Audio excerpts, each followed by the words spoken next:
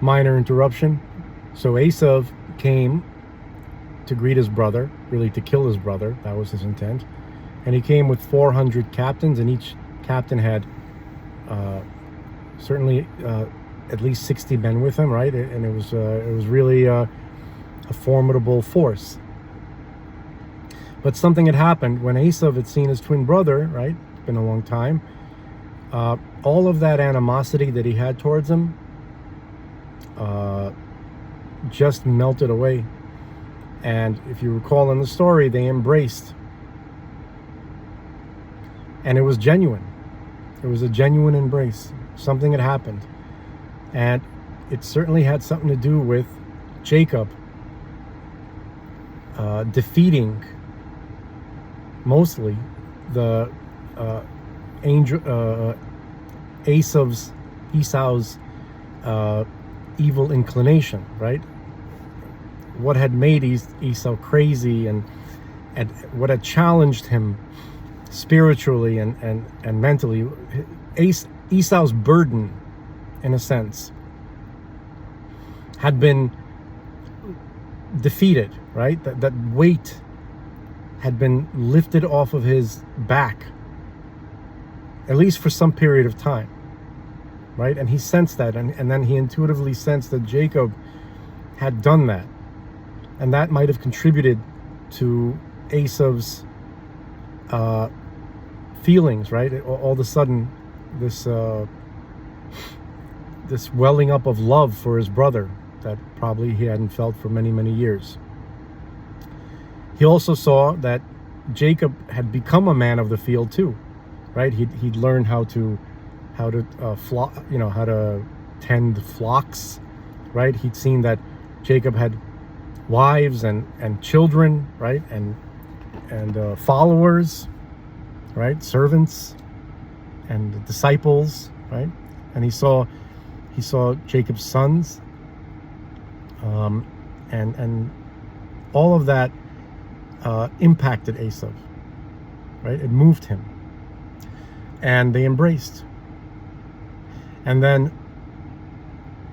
they said, as the story continued, Esav said to him, "Let us travel together.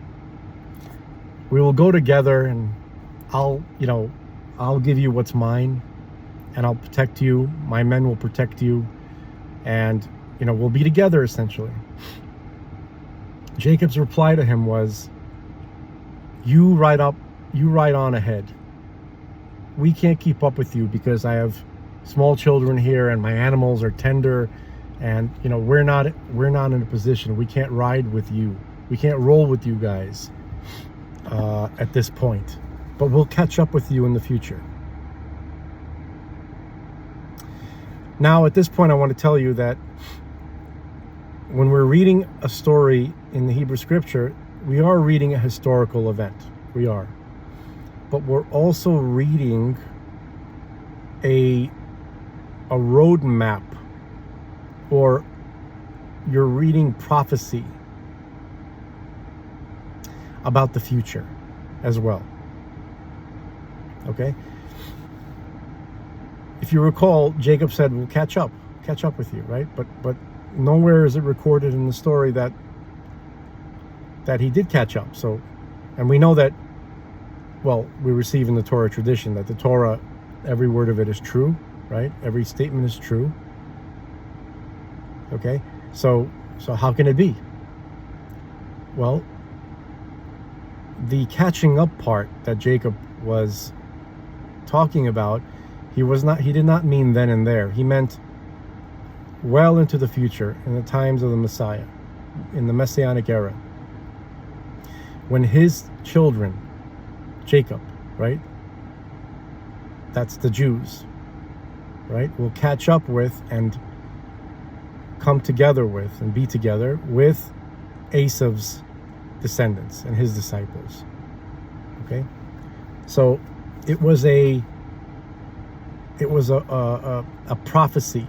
So when we're reading the story about Jacob, we're reading the story of the Jews, right? It's like a microcosm of the macro story of the Jewish nation in general. And when you're reading about Esav and his descendants, you're reading about what becomes Western civilization. Okay, and in the modern form, Western civilization is,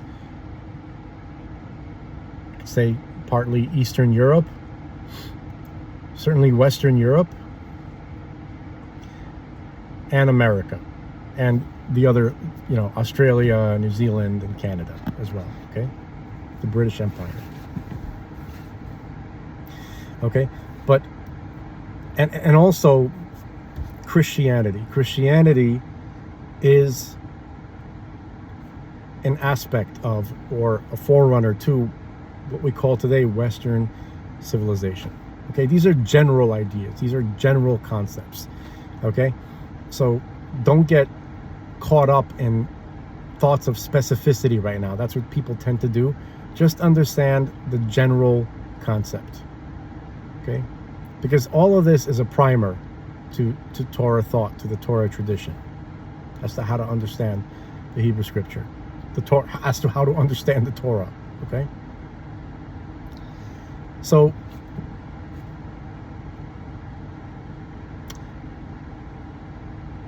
Esav and his descendants, right?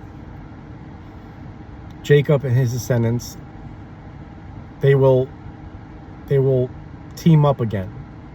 There will be a time in the future when Esav will be reabsorbed into the family, back into the family, because, amazingly, Esav had the potential to be our fourth forefather, right? When Jews pray, we pray 3 times a day. We have 3 prayer services a day, and in each prayer service we read something called the Amidah. It's a standing prayer where we stand with our feet together, and there are 18 blessings. And the initial blessing starts off with, "Blessed are you, Lord of God, King of the universe, God of Abraham, God of Isaac, and God of Jacob." If Esav had succeeded in his task during his lifetime, it would have been God of Abraham, God of Isaac, God of Jacob, and Esau. Okay, in a certain sense, he remains one of the avot, one of the fathers. Okay, in a certain sense. Okay, so, and we have to always remember that Isaac, his father, right, loved him. In fact, he loved him more than Jacob. Okay, so, and we have a tradition, and this is, you have to understand, this is not meant to be understood completely literally. It's more conceptual. It says that the main father of the 3 fathers that we have, right, Abraham, Isaac, and Jacob, during the Messianic era, when Mashiach comes, will be Isaac. Isaac will be the primary influential father. His energy, his style, his contribution, his influence will be prime among the fathers in the Messianic era. And if that's the case, we have to remember that Isaac loves Esau, right? So we have many traditions about Esau joining back up with Israel, right? Reuniting, right? Coming back into the fold. There's also another tradition that Esau, he could have had 6 of the 12 tribes of Israel, because Leah, right, Jacob's first wife, was intended for Esau. That was supposed to be Esau's wife.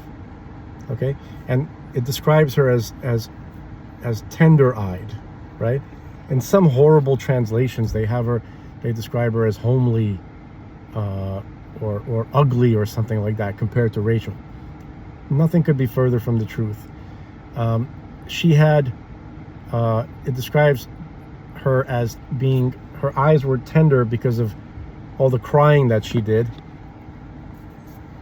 on behalf of Esau, who, she was also a prophet, right? Leah was a righteous woman, She was one of our mothers of the nation of Israel, and she was a prophetess, and she was connected on a soul level to Esau, right? And she could sense when things weren't right, and she was essentially everything bad that Esau did after a certain point, after he sold his birthright to Jacob, right?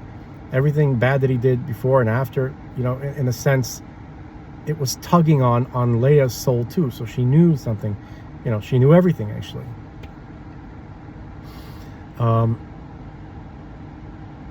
So he could have had 6 of the tribes of Israel, right? So all the burden that Esau had, right? The job that Esau was supposed to do, but decided not to. He threw it off, right? He threw off the burden, right? At a young age. Jacob took that burden upon himself. He carried it along with his own. So Jacob did, for a long period of time, Jacob was doing the job of his own job and Esau's job. And it was a terribly difficult burden. And when Joseph was born, Jacob had realized that this soul that had come into the world, his son Joseph, was fit to carry the burden of Esau, of his. He can give him the task that Esau was supposed to carry out, and he can unburden himself. Joseph was suited to the task. He was given the talents and the power, the spiritual power and the physical power and everything, which is, it's reflected in his life and his influence. He had ruled Egypt for most of his life. Okay, he ruled he ruled several generations of Egypt. Okay, so and Egypt was the superpower of the world, and in a sense it was in charge of the world, right? And what happened in Egypt reverberated throughout all the world, right? It's kind of like, in that sense, it's like America of today, right? So Joseph came very, very close by his work that he did in Egypt in rectifying creation, right? And to getting it back to square one, to getting it back to the state that it was in the Garden of Eden, right? Came very close. Then there was a complication. There's a lot of details. We won't get into that. But generally speaking, he came very, very close. And that's why we say Messiah, son of Joseph, right? If Esau had done that work, we would be saying Messiah, son of Esau, right? You guys get it. Now, let's look at Esau a little bit closer. I'd learned the Torah tradition about Esau, not everything, but certain things, primarily from Rabbi Mendel Kessin.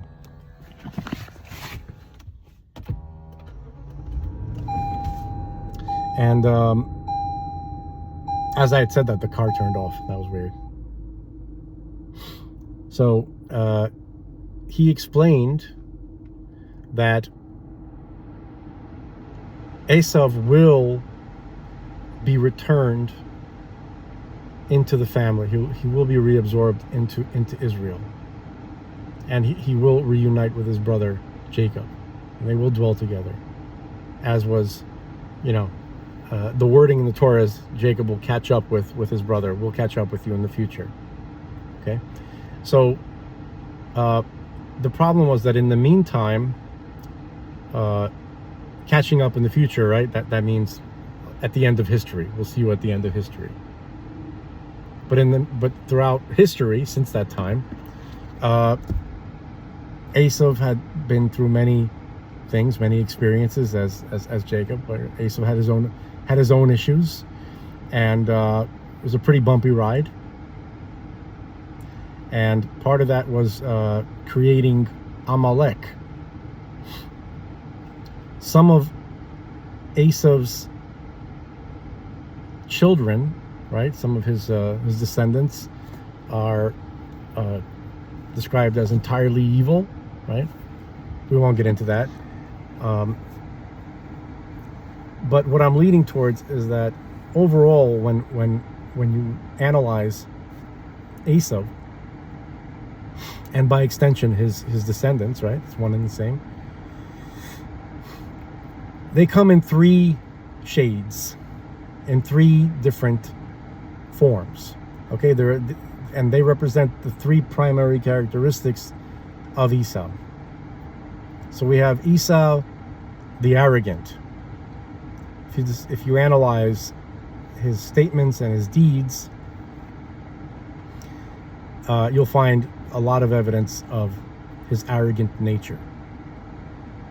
Okay, which is understandable. Okay, because of the talents that he was given, and because of his brilliance, and because of the role that he was given. Right, had he performed it, then perhaps that arrogance would have turned into something positive, meaning like it would have turned into some kind of holy confidence, right? But used towards holiness. But he didn't, so it just flopped down into arrogance. The second main characteristic is Esau the liar. And where do we see that? Well, it's the way in which he related to his parents. See, he had lost his way in his early teens, right? Like we discussed before. But he hid that from his parents. His father was blind to Esau's true nature, right? And another very important thing to know about Esau, right, is that Esau he fulfilled a commandment. Even when he became evil, even when he became Darth Vader, he still fulfilled commandment and he did it so well, and he did it so honestly, right? He wasn't faking it. He really carried out this one commandment, which is one of the prime commandments that God gave to mankind and to Israel, is to respect your mother and father. Okay, that's one of the 10 commandments. Okay, and he observed that commandment better than anyone in the history of humanity, better than anyone who had come before him, and better than anyone who had come after him. Even the holiest sages of Israel, who were, absolutely meticulous in their observance, could not come near the observance of Esau in this one commandment. He broke every other rule.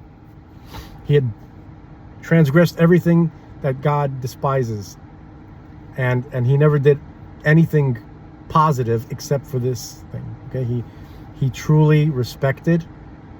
How he observed this is, he every time he really loved Yitzhak, Isaac, and his mother, and when he would go to see them, he would dress as if he was dressing up for a holiday. Like it really was a holiday to him. It's a very strange dynamic, he rebelled against God.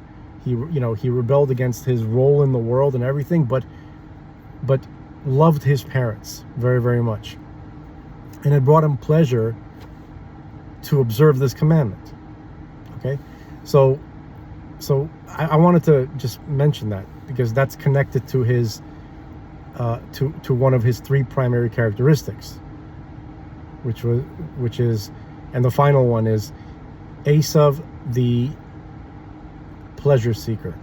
So to recap, we have Esau the arrogant, Esau the liar, right, pretending to be religious, pretending to be holy, around his parents and certain other people, but not really being, right? And then we have Esav, the pleasure seeker. So our tradition says that two of these characteristics are not redeemable. Okay? They have to be removed from him. He has to disconnect. Esav has to remove that from himself in order to rejoin Israel. Okay? So arrogance is one of them, right? He has to remove that from himself. And deceit, lying. Esav must remove lying and arrogance. And he remains with seeking pleasure. And I know how that sounds to a lot of people, right? Because you think pleasure seeking is also very negative, right? Yes, it can be, and very often is, but it is the one characteristic that can be rectified and can be used to serve God. There are people who serve God and take great pleasure in it. There are people who can serve God with their pleasure seeking. People take pleasure, here's an example, people take pleasure in eating, right? Everybody loves to eat good food, right? And so people enjoy their delicacies, right? Whatever it is that they like. So how do you serve God with that? Well, you can sit down to a meal, something that you really like. You can internally recognize that God created this thing that you enjoy very much, and now he is graciously giving it to you, right, to enjoy. Okay? And you can thank him for it by blessing God. Okay? That's one way to serve God with pleasure. Okay? You can show gratitude to things that you really, really enjoy. Of course, as long as the things you enjoy do not transgress things that God doesn't want you to transgress, right? Everything that God allows, right? From the things that God allows, if you enjoy them, you can thank God. You can recognize that God gave them to you, and you can enjoy them with a consciousness that understands that God is providing it for you and he created it for you. Part of the reason is for you to enjoy. Okay? So that internal thought process, right, is a service to God. Another way is, like for instance, we are taught, right, we have laws of the Sabbath, right? So we're instructed that one of the ways of honoring the Sabbath and of observing the Sabbath is by making it very pleasurable, right? With you put on your best clothing, right? You bring the special delicacies that you don't have normally during the week, right? You save them for the Sabbath, right? If you love some kind of grapes, so instead of having them all the time, right, you buy them sometime midweek, right, and you have the intention in your mind that these are going to be used to celebrate the Sabbath, something special for Shabbat. And that goes for anything, any kind of special drink, any type of food, right? That's as long as it's permissible, right? If you really love it and it's special, right, then you in a sense have it on the Sabbath, on God's special day. Okay? And you dress up in celebratory clothing, right, like you would for a special event or a wedding, right? People take it that seriously, and you decorate your house, you bring flowers in. It's a holiday, right?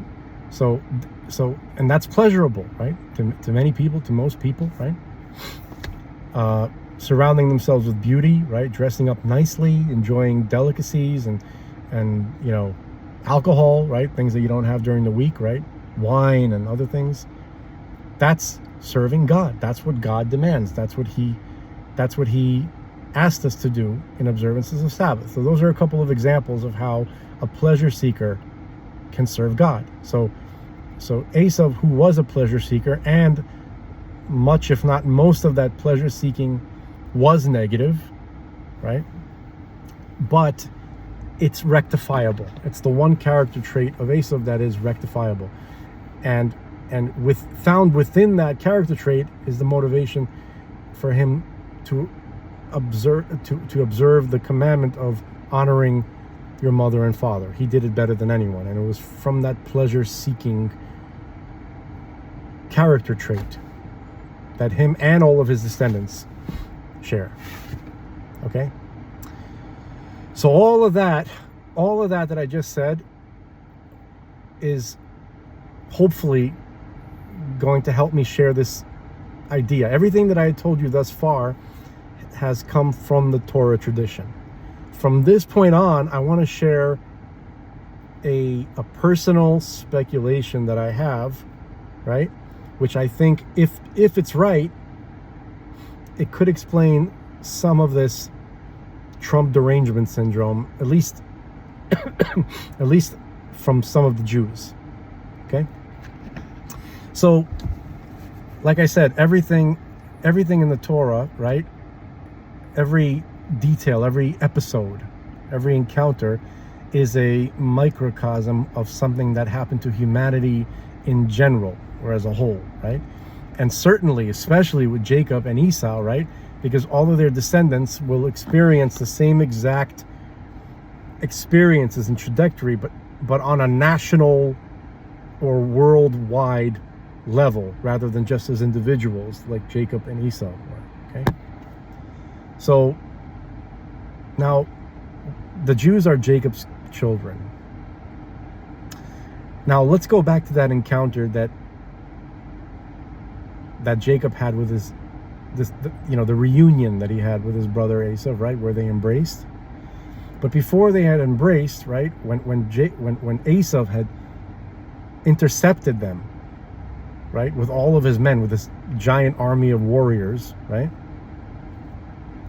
So the kids were all looking at Esau, and they had never seen him before. And this is the first time that they're encountering their uncle Esau, right? And they're looking at him, and he's ruddy, he's ruddy. He looks just like his father, just like their father, who looked like their father too. So, he looks like but they're looking at a guy who looks almost exactly like their own father, like Jacob, right? Except he's ruddy in appearance. And they could see his whole, his whole energy is different. And now Jacob is a man who would never say a negative word about anybody, right? But, they did learn about the details of the events that had led up to their father Jacob being and working for their grandfather Lavan, or Laban, I think you guys said, right? So he told them what had happened. Jacob had never said a negative word about Esau, right? That was a big deal in those times, still is, but it was a very big deal. Saying a negative word about anybody, even somebody who was intending to kill you, it just was not in the nature of Jacob. Okay, and of other righteous people. So they're looking at Esau, and they knew, they had an intuitive sense that he was trouble, and that and they sensed his intentions. Well, I mean, you show up with a giant army, right? What do you think's going to happen, right? All that together, the kids, Jacob's children, right? They're looking at their uncle, and it's the first time they're seeing him, and they don't know what to make out of it. He looks like an enemy. He looks like exactly like their father, like in his features. His coloring is different, and and so they see something very familiar, but at the same time they see this menacing danger, and it kind of there's like a dissonance that they're experiencing looking at him. And, and some of them, right, the younger children, don't know what to make of the situation. The older children who have been studying under the tutelage of Jacob, right? Can't have anybody better teaching you, right? They're all analyzing the situation from a spiritual, from a divine perspective, right? They're all servants of God, and they're looking at the situation from that angle. And when Jacob and their uncle Esav embrace, obviously there's like a huge sigh of relief from everyone. But for some of the younger children, right, or some of the disciples traveling with them, right, who later their souls enter into to become part of Israel, right? They don't really know. They're not really still trusting. They're always a little worried because they heard about Esav. He was a world famous man at that point for being scary and evil, and then here's their first time interacting with him, and he shows up with an army that looks like they're getting ready to slaughter everyone. But then they see this genuine reunion and this love between these brothers, right? And it's like they saw Uncle Esau's heart melt. So there's this tension, right? There, on the one hand, it's a big relief, and we love our Uncle Esav. But on the other hand, we don't know. There's something that's still bothering us. We see the potential, but at the same time, we can't fully trust him. We don't know where he really stands. So this energy, right, translated in today, I believe, manifests itself in some of us, in some of the Jewish people, not the majority, but some of us. I think it translates as this kind of, I don't know what to make of Uncle Esav. Is he pretending, or is this genuine? And that's how people look at Trump. So what's the Trump connection? And I got this these ideas mostly from listening to Rabbi Kessin, but once I listened to it and I thought about it, and I see that he's right. I don't really just accept things, but I see that he's right, that Donald Trump is the reincarnation or the physical expression of the good part of Esav.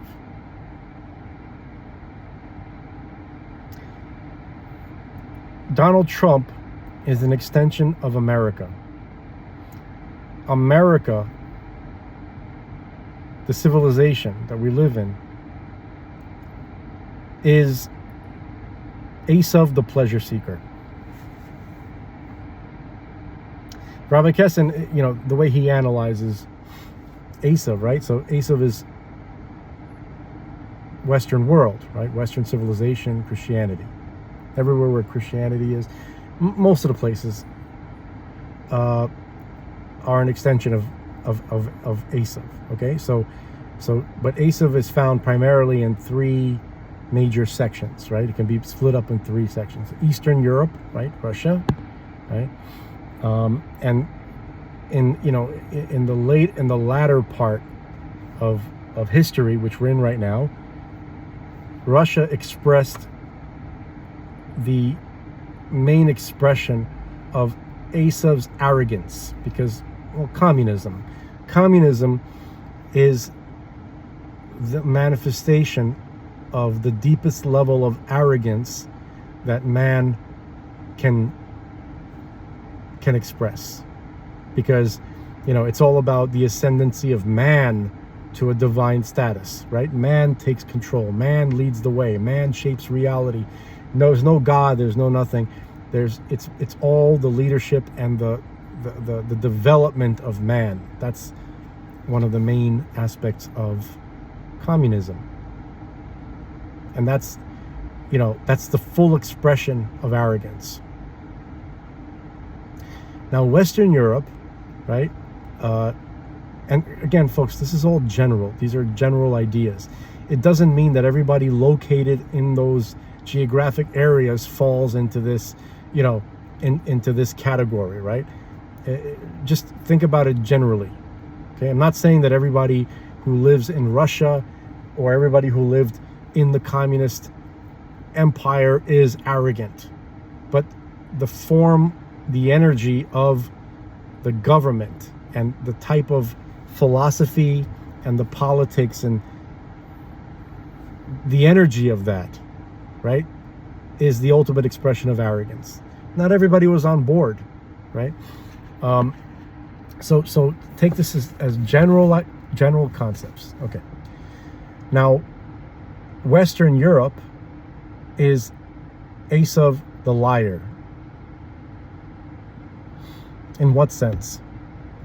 The lying aspect, the deceit of Esav was expressed by, in a sense, pretending to be religious, pretending to be holy, pretending to be refined, pretending to be gentle, pretending to be sophisticated and enlightened. And this found expression in the highest form of lying and deceit during World War II. Western Europe during World War II, primarily led by Germany, by Nazi Germany. Okay,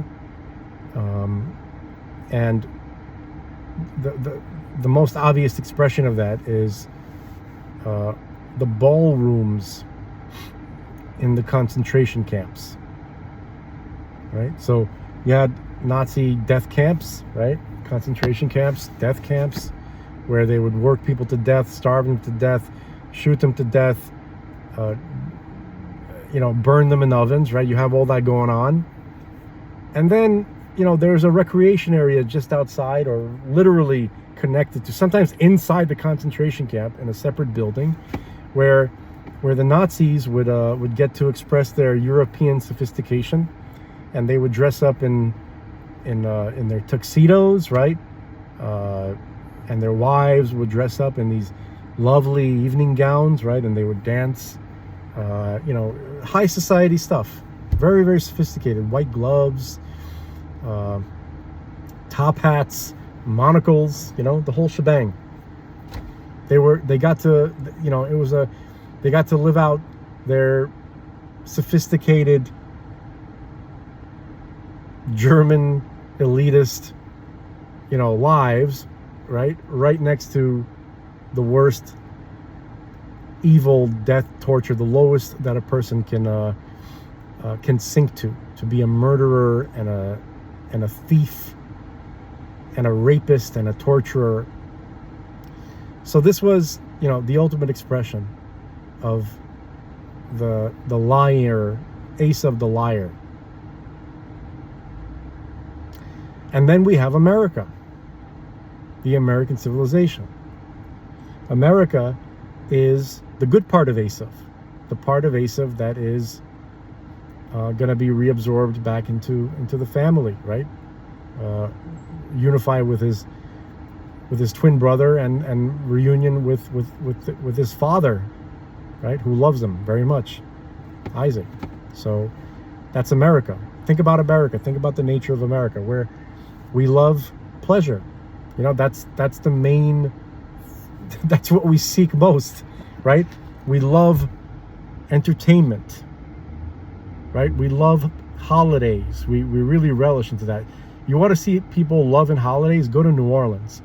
New Orleans, the moment the Halloween decorations go down, immediately Thanksgiving goes up. Right after Thanksgiving, literally the next day, everybody goes all out until Christmas. They're always looking for a way to celebrate, to enjoy, to party, to decorate, you know, this is a uniquely American thing. You know, you could say, oh, there are other places in the world that do that too. Not like America, folks. We really pioneered having a good time, seeking pleasure. Okay, we you know, sporting events, eating events, musical events, entertainment, video games, literally like everything. Okay, interesting to note that we also developed Mother's Day and Father's Day, right, in America. That's Esau, who loves his father and his mother, right? Who honors them. I don't think you're gonna find that in other places. Like, nobody takes that as seriously as we do here in America, right? And America, you know, if you look at, you know, Russia, obviously completely devoid of God, right? Or, you know, in the minds of people, certainly the ruling factions, right? People who are in charge of the government. And then you look at Western Europe, right? They're a bunch of frauds, essentially.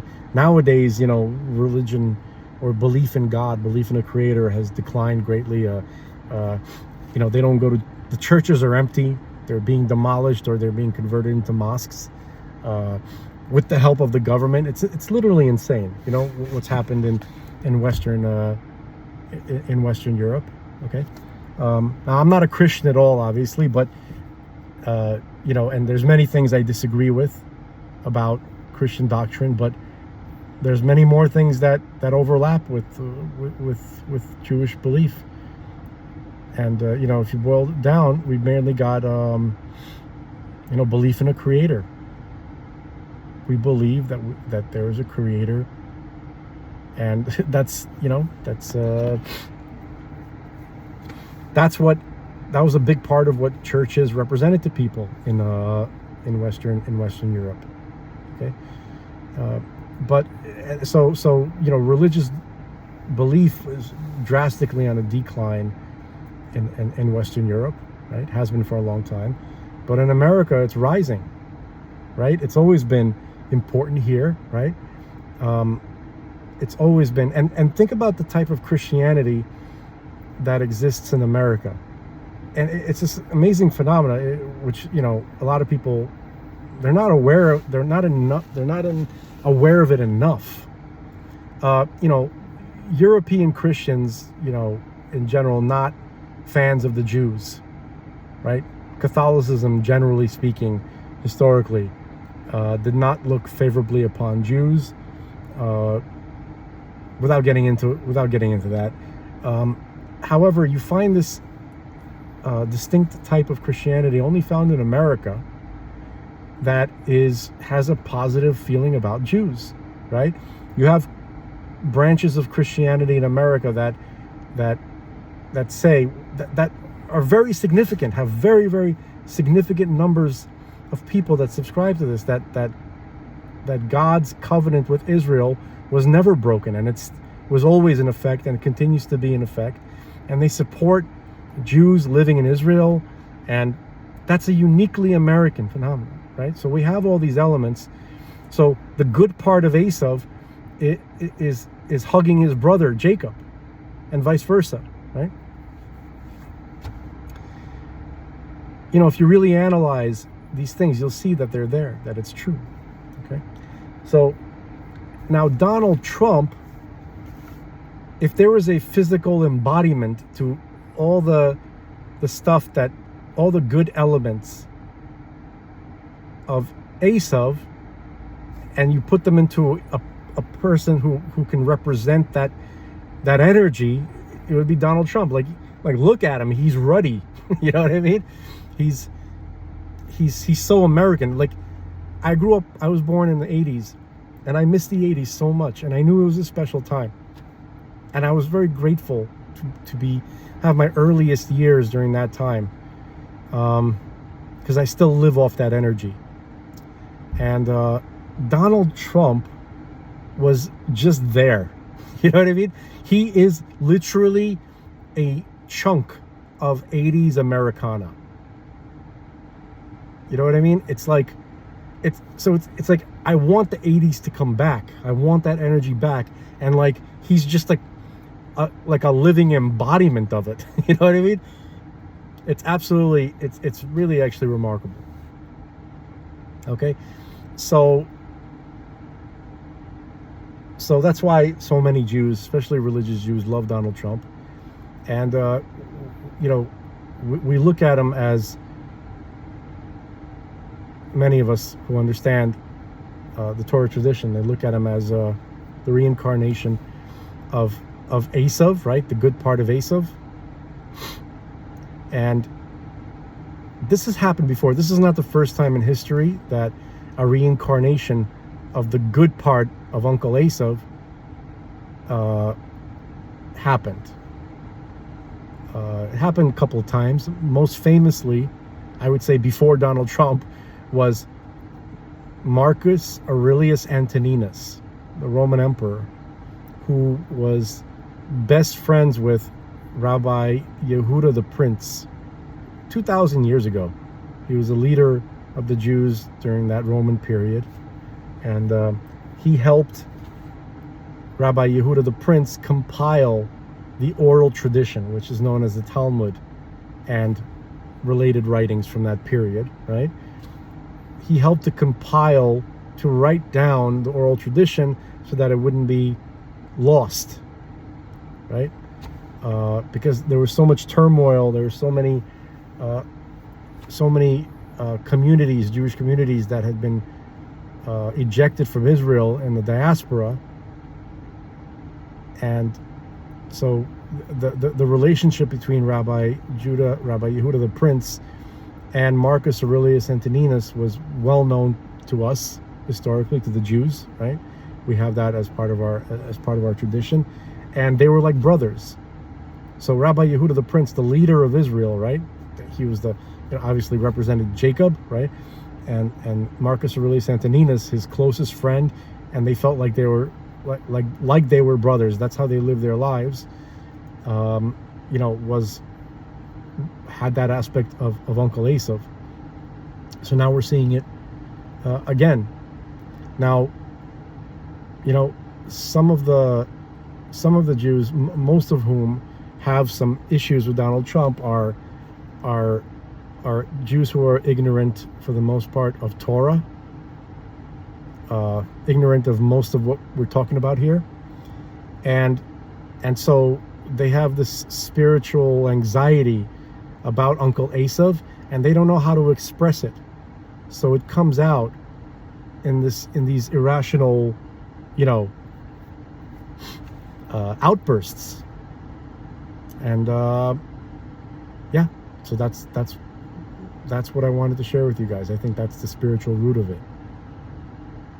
Just like Jacob's children looking at their Uncle Esav for the first time, some of them not being able to fully assimilate what's happening, some of them very anxious, some of them not knowing what's going to happen, and even after the hug and after the reunion with their father Jacob, still not 100% sure, if they can fully relax. I think part of the rectification of Esav is when the Jewish people, right, all the children of Jacob, finally just understand that Uncle Esav, he's come home, the beef is quashed, and there's nothing but love left, and it could be a family. So thanks for listening.